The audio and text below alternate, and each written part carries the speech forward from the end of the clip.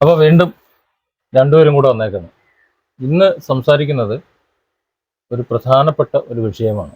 ഏത് വീടുകളിലും ഉണ്ടാകാൻ സാധ്യതയുള്ള, നിങ്ങളൊക്കെ അനുഭവിച്ചിട്ടുള്ള, ഒരുപക്ഷെ ഇനി അനുഭവിക്കാൻ സാധ്യതയുള്ള ഒരു പ്രധാനപ്പെട്ട ഒരു വിഷയമാണ് ഞങ്ങൾ സംസാരിക്കുന്നത്. ഈ വീഡിയോ സ്കിപ്പ് ചെയ്യാതെ മുഴുവനായി ഇന്ന് കാണുക. ഈ വിഷയം നിങ്ങൾക്ക് ഇഷ്ടപ്പെട്ട് കഴിഞ്ഞാൽ ലൈക്കും ഷെയറും സബ്സ്ക്രൈബും ഒക്കെ വേണം, എല്ലാം വേണം. ഇത് ആദ്യം തന്നെ പറയുന്നത്, നമ്മൾ ഈ ചാനലിലൂടെ വരുന്ന കാര്യങ്ങൾ കുറച്ചൊക്കെ തമാശ ഉണ്ടാവും, പിന്നെ അതുപോലെ നല്ല കാര്യമായിട്ടുള്ള കാര്യങ്ങളും ഉണ്ടാവും, കുറച്ച് സീരിയസ് ആയിട്ടുള്ള കാര്യങ്ങളുണ്ടാവും, കുറച്ച് തമാശകളുണ്ടാവും, കുട്ടികളുടെ കാര്യങ്ങളും നമ്മുടെ മക്കളും ഈ ചാനലിലൂടെ വരും. അപ്പൊ ഇന്ന് സംസാരിക്കുന്നത് വിവാഹ പരസ്യത്തെ കുറിച്ചാണ്. നമ്മൾ പത്രത്തിൽ സാധാരണ കാണുന്ന ഒരു വിവാഹ പരസ്യമുണ്ട്, ബാധ്യതയില്ലാത്ത പുനർവിവാഹം പരിഗണിക്കുന്നുള്ളത്. അത് ഏറ്റവും കൂടുതൽ അത്തരത്തിൽ പരസ്യം കാണുന്ന ആരാന്നറിയാലോ? സ്ത്രീകളാണ്. സ്ത്രീകളുടെ പരസ്യമാണ് ഈ ബാധ്യതയില്ലാത്ത പുനർവിവാഹവും പരിഗണിക്കും. എന്താണ് ഈ ബാധ്യതയില്ലാത്ത പുനർവിവാഹം എന്ന് അറിയോ? നിങ്ങൾക്ക് അറിയോ എന്താണ് ബാധ്യതയില്ലാത്ത പുനർവിവാഹം എന്ന് പറഞ്ഞാൽ? ബാധ്യതയില്ലാത്ത പുനർവിവാഹം എന്ന് പറഞ്ഞാല് കല്യാണം കഴിക്കുന്ന ആൾക്ക് വേറെ ബാധ്യതകളൊന്നും പാടില്ല. ഏത് ബാധ്യത? അതായത് കുട്ടികൾ ഉണ്ടാവാൻ പാടില്ല. അതാണ് ബാധ്യത. കുട്ടികൾ ഉണ്ടാവാൻ പാടില്ല, അതാണ് മെയിൻ പ്രശ്നം എന്നാണ് ഞാൻ മനസ്സിലാക്കിയത്. വിവാഹം കഴിക്കാൻ പോകുന്ന, അതായത് വരനായി തങ്ങൾ ആഗ്രഹിക്കുന്ന ആളിന് സാമ്പത്തിക ബാധ്യത പ്രശ്നമല്ല, അത് ശരിയായിക്കോളും, വേറെ ഒന്നും പ്രശ്നമല്ല. പക്ഷെ കുട്ടികൾ ഉണ്ടാവരുത്. ഈ കുട്ടികൾ ഉണ്ടാകരുത്, അതായത് വേറെ വിവാഹം കഴിച്ച ആളാണെങ്കിൽ കുട്ടികൾ ഉണ്ടാവാൻ പാടില്ല എന്നാണ് പറയുന്നത്. അതിനെയാണ് ഈ ബാധ്യത ഇല്ലാത്തതെന്ന് പറയുന്നത്. നമ്മൾ ചില കാര്യങ്ങൾ പറയുമ്പോൾ പറയാതെ അങ്ങോട്ട് പറഞ്ഞു വിടുമല്ലോ, അതാണ്. അങ്ങോട്ട് പറയാനും വയ്യ, സ്ത്രീധനം വേണം താനും എന്നാലും അങ്ങോട്ട് പറയാനും വയ്യ, അത് പണ്ടമായിട്ട് തന്നെ വേണം താനും, അല്ലെങ്കിൽ പണമായിട്ട് തന്നെ വേണം താനും. അതുകൊണ്ട് സ്ത്രീധനത്തിന്റെ ആ ചോദ്യങ്ങളൊക്കെ ഒരുപാട് മാറിയിട്ടുണ്ട്. അത് പുരോഗമിച്ചു വരല്ലേ. കാര്യം ജനത്തിന് ബോധം വെച്ച് തുടങ്ങി. കാര്യം ഒരു പെണ്ണിന്റെ വീട്ടിൽ നിന്ന് പണം വാങ്ങിയിട്ട് പെണ്ണിന് ചെലവിന് കൊടുക്കേണ്ട ഒരു ഗതികേട്, അത്രയും ഗതികെട്ടോ പെണ്ണ് കിട്ടണ്ടെന്നാണ് അല്ലേ? അതല്ലേ, അത്ര ഗതികെട്ടോ പെണ്ണ് കിട്ടേണ്ട ആവശ്യമില്ലല്ലോ. അപ്പൊ ബാധ്യതയില്ലാത്ത പുനർവിവാഹം എന്ന് പറഞ്ഞാല് ഭർത്താവാകാൻ വരുന്ന ആളിന് വേറെ മക്കൾ ഇതിനു മുമ്പ് വിവാഹം കഴിച്ചിട്ടുണ്ടെങ്കിൽ മക്കൾ ഉണ്ടാവാൻ പാടില്ല, ആ മക്കളെ ഞങ്ങൾക്ക് നോക്കാൻ സൗകര്യമില്ല, അതാണ് വിഷയം. ആ ബാധ്യത ഏറ്റെടുക്കാൻ നമ്മൾ തയ്യാറല്ല. ഈ നിലപാട് ശരിയാണോ? എന്റെ അഭിപ്രായത്തിൽ ശരിയല്ല. കാരണം ഏത് നിമിഷം ഒരാൾക്ക് ബാധ്യത ഏറ്റെടുക്കേണ്ടി വരും. ഇപ്പൊ വയനാട് ദുരന്തം ഉണ്ടായല്ലോ, ബാധ്യതയാണോ അത്? ബാധ്യതയല്ല, ഉത്തരവാദിത്വമാണ്. ഉത്തരവാദിത്വം. എന്താ വെച്ചാല് ബാധ്യത ഇല്ലാത്ത പുനർവിവാഹം എന്നാണല്ലോ പറയണത്.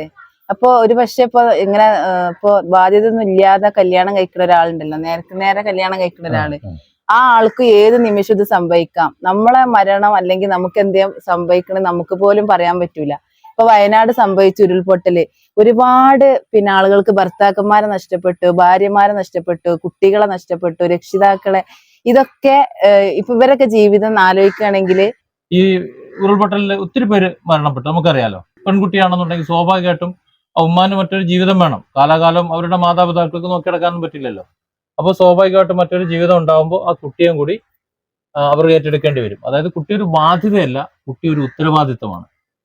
ആ ഉത്തരവാദിത്തം ഏറ്റെടുക്കാതെ ബാധ്യതയില്ലാത്ത പുനർവിവാഹം എന്ന് പറയുന്നത് എന്റെ അഭിപ്രായത്തിൽ പക്ഷെ ഞാനൊരു കാര്യം കൂടി ശരിയായ കാര്യമല്ല. ഈ കുട്ടികളെ ദത്തെടുക്കുന്നുണ്ട് എന്ന് പറഞ്ഞല്ലോ, അതുമായൊരു ബന്ധമുണ്ട്, റിലേഷൻ, അതാണ് ഞാൻ പറഞ്ഞത്. പക്ഷെ ചില ആളുകള് കുട്ടികളുള്ളവരെന്നെ കുട്ടികളെ ദത്തെടുക്കുന്നുണ്ട്. അപ്പൊ അങ്ങനെയുള്ള കുട്ടികളെ നോക്കാം. പക്ഷെ ഭർത്താവിന് വേറൊരു കൂട്ടത്തിൽ കുട്ടികൾ ഉണ്ടാവാൻ പാടില്ല, അവിടെയാണിത്. കാരണം വേറെ ആരോ കുട്ടികളെയാണ് നമ്മൾ ദത്തെടുക്കുന്നത്, ഒരു പരിചയം ഇല്ലാത്ത. നമ്മളെ കല്യാണം കഴിച്ചിരുന്ന ആള് പിന്നെ നമ്മളെ ഭർത്താവായി, നമ്മളെ സ്വന്തം ആളായി. അവരെ മക്കള് നമ്മളെ മക്കളും കൂടി ആയി കണ്ടാല് നമുക്ക്, എനിക്ക് തോന്നുന്നു, ആ ദത്തെടുക്കുന്നതിനെക്കാട് ഏറ്റവും ഒരു അല്ല, അതിപ്പോ ദത്തെടുക്കൽ കൂടുതൽ മക്കളില്ലാത്തവരാണ് എടുക്കുന്നത്, മക്കളുള്ളവരെടുക്കുന്ന അപൂർവമായ കേസാണല്ലോ. പക്ഷെ എനിക്ക് ചോദിക്കാനുള്ളത് വേറൊരു കാര്യമാണ്. അതായത് നിങ്ങളോട് ചോദിക്കാനുള്ളത്, നിങ്ങളൊന്ന് ചിന്തിച്ചാൽ മതി. ഈ ഭാര്യയോ ഭർത്താവോ ആരോ ആയിക്കോട്ടെ, അതിലൊരാൾ മരണപ്പെടൂല എന്ന് എന്താ ഉറപ്പ്, എന്താ ഗ്യാരണ്ടി? ഈ പറഞ്ഞ ബാധ്യതയില്ലാത്ത പുനർവിവാഹം എന്ന് പറഞ്ഞുകൊണ്ട്, ഓക്കെ, ബാധ്യതയില്ലാത്ത ഒരാളെ ഒന്ന് കെട്ടി, അതിൽ 2 കുട്ടികളും ഉണ്ടായി, ഏത് മക്കളില്ലാത്ത ഒരാളൊന്ന് കെട്ടി, അല്ലെങ്കിൽ പുതിയൊരു വിവാഹം കഴിച്ചു, അല്ലെങ്കിൽ 2 മക്കളും ഉണ്ടായി, ആ ചങ്ങായി തട്ടിപ്പോയി. അപ്പോൾ ഇവൾക്ക് എന്തായി? ചെറിയ പ്രായത്തിൽ 2 കുട്ടികളുമായിട്ട് ഇങ്ങനെ വീട്ടിലിരിക്കുകയാണ്. അപ്പോൾ ഇതേ വർത്താനം ബാധ്യതയില്ലാത്ത പെൺകുട്ടിയാണെന്നുണ്ടെങ്കിൽ സ്വീകരിക്കാന്ന് പറയുമ്പോഴാണ് മനസ്സിലാകുക. അപ്പോഴാണ് ആ പെണ്ണിന്റെ കാര്യം മനസ്സിലാകുക, അതിന്റെ വീട്ടുകാർക്ക് കാര്യം മനസ്സിലാകുക. അപ്പൊ അത് ഒരു വലിയ കാര്യമാണ്. അപ്പൊ എന്തുകൊണ്ടാണ് ഈ ബാധ്യത ഇല്ലാത്ത പുനർവിവാഹം എന്ന് പറയാൻ കാരണം? പറയാൻ പാടില്ലാത്തൊരു വാചകമല്ലേ? നിങ്ങൾ പത്രം എടുത്ത് നോക്കൂ, മാട്രിമോണി സൈറ്റ് എടുത്ത് നോക്കൂ, ഇല്ലേ? എല്ലാ എല്ലാ സ്ഥലത്തും പത്രത്തിലും കാണുന്നുണ്ട്. കാണുന്നുണ്ട് ബാധ്യത ഇല്ലാത്ത പുനർവിവാഹം. ഈ കുട്ടികളൊരു ബാധ്യതയായി തുടങ്ങിയത് ഏത് കാലം മുതലാണ്? അത് കൂടുതലും കുട്ടികളാവുമ്പോഴാണ് ഉത്തരവാദിത്തങ്ങൾ കൂടുമെന്ന് വിചാരിച്ചിട്ടാവും ചിലപ്പോ ആണെങ്കിൽ അങ്ങനെയും ചിന്തിക്കാം. കാരണം ഉത്തരവാദിത്തങ്ങൾ കൂടും എന്നുള്ള ആ ഒരു ഇതിലായിരിക്കാം. ഉത്തരവാദിത്വം കൂടുതല ഒന്ന് ഇയാളെ ഉത്തരവാദിത്വം ആരോ നോക്കിയല്ലേ? ഈ കെട്ടിയോളായാലും കെട്ടിയവനായാലും ഇവര് ഉത്തരവാദിത്വം നാട്ടുകാരെല്ലാരും കൂടെ നോക്കിയത്. ഞാനൊന്ന് ചോദിക്കട്ടെ, പിതാവ് നഷ്ടപ്പെട്ടു പോയ അല്ലെങ്കിൽ മാതാവ് നഷ്ടപ്പെട്ടു പോയ, അത് ഡിവോഴ്സ് ആയിക്കോട്ടെ, ഇനി വേറെ ആരുടെങ്കിലും ചാടിപ്പോയ പെണ്ണായിക്കോട്ടെ, അല്ലെങ്കിൽ മരിച്ചതായിക്കോട്ടെ, എന്തോ ആയിക്കോട്ടെ, ഏതായാലും മാതാവ് നഷ്ടപ്പെട്ട ഒരു 1-2 മക്കള്, ആ മക്കൾക്ക് മാതാവാകാൻ എനിക്ക് ഭാഗ്യം കിട്ടി എന്ന് അഭിമാനിക്കണോ? അതല്ലെങ്കിൽ ഒരു പിതാവിന്റെ സ്നേഹം കൊടുക്കാൻ വേണ്ടി എനിക്ക് കഴിയുന്നുണ്ട്. നമുക്ക് കുട്ടികളുണ്ടാവും, പക്ഷെ പിന്നീട് കുട്ടികളുണ്ടായെന്ന് വരും. അവരുടെ കൂട്ടത്തിൽ നമ്മുടെ മക്കളാണ് എന്ന് അഭിമാനിച്ചുകൊണ്ട് സംരക്ഷിച്ചുകൊണ്ട് ചേർത്ത് നിർത്താൻ കഴിയും. അവനെയാണ് മനുഷ്യൻ എന്ന് വിളിക്കുന്നത്. അതുകൊണ്ട് നിങ്ങൾ പരസ്യം കൊടുക്കുമ്പോൾ ഇനി 2 വട്ടം ഒന്ന് ആലോചിക്കണം. എന്ത് ബാധ്യതയില്ലാത്ത പുനർവിവാഹവും, അല്ലേ?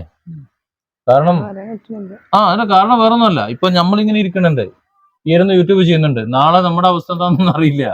ഇപ്പൊ കുറെ ആളുകൾ കളിയാക്കുന്നവരൊക്കെ ഉണ്ടാവും, 2ാം വിവാഹം കഴിഞ്ഞവരെ. ഇപ്പൊ സ്ത്രീകളായാലും പുരുഷന്മാരായാലും ഒക്കെ അവരെ വേറൊരു കണ്ണുകൊണ്ടായിരിക്കും ആളുകൾ കാണുക. പക്ഷെ ഇത് ഞങ്ങളെ ജീവിതത്തിലും വരും എന്ന് ചിന്തിക്കുകയാണെങ്കിൽ ആ ആളുകൾക്ക് ഒരിക്കലും അത് കളിയാക്കാൻ തോന്നൂലട്ടാ.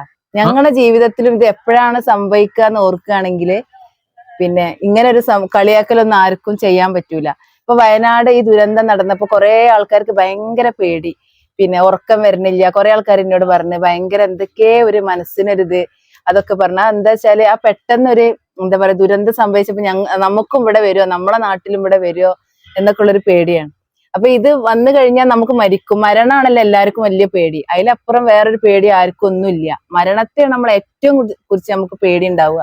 മരണത്തെ നമ്മൾ പേടിക്കുന്നുണ്ട്, പക്ഷെ ജീവിതത്തെ ഭയന്ന് ആരെങ്കിലും ജീവിക്കാറുണ്ട്? ഇല്ലല്ലോ. പക്ഷെ മരണത്തെക്കാൾ ഏറെ ഭീകരമാണ് അതിൽ ഒരു കുടുംബത്തില് 1-2 പേർ മാത്രം ജീവിച്ചിരിക്കുന്നത്.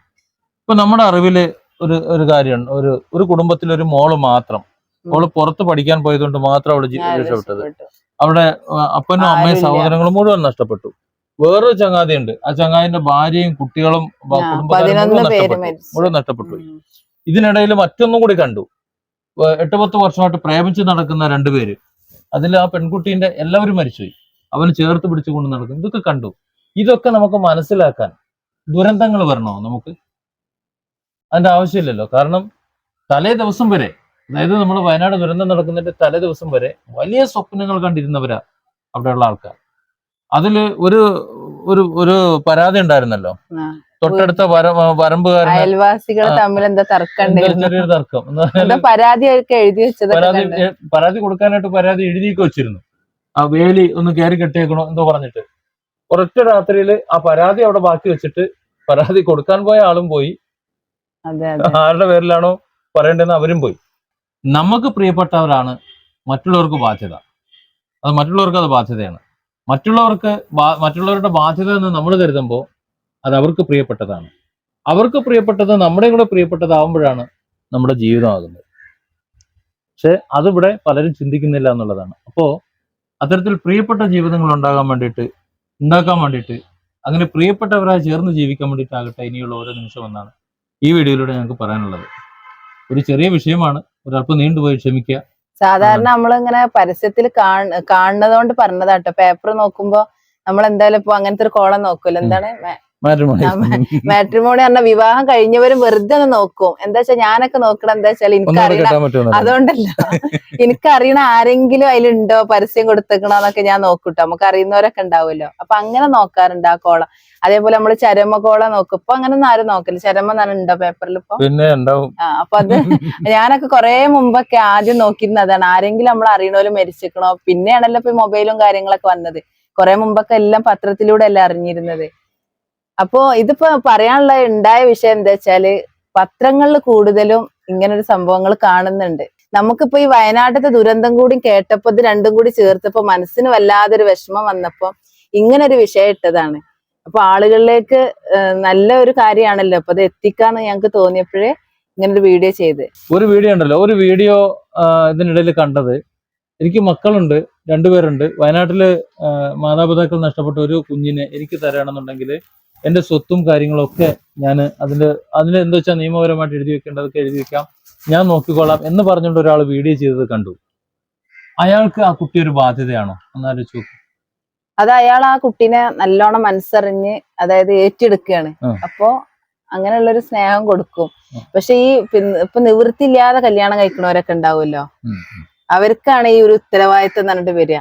അപ്പൊ അതുപോലെ അതായത് ഒരു ഒരു ഒരു കുട്ടിയെ തങ്ങളുടെ കുട്ടികളോടൊപ്പം ചേർത്ത് തങ്ങളുടെ കുട്ടിയായി വളർത്താൻ തോന്നുന്ന ഒരു മനസ്സുണ്ടല്ലോ, അത് തന്നെ ആയിരിക്കണം നമ്മുടെ വിവാഹ ജീവിതത്തിലേക്ക് നമ്മൾ ചിന്തിക്കുമ്പോൾ, ഒരു പാർട്ട്ണർ ചിന്തിക്കുമ്പോഴത്തേക്ക് അതിന് കുട്ടികളുണ്ടെങ്കിൽ നമ്മൾ ചിന്തിക്കേണ്ടത്.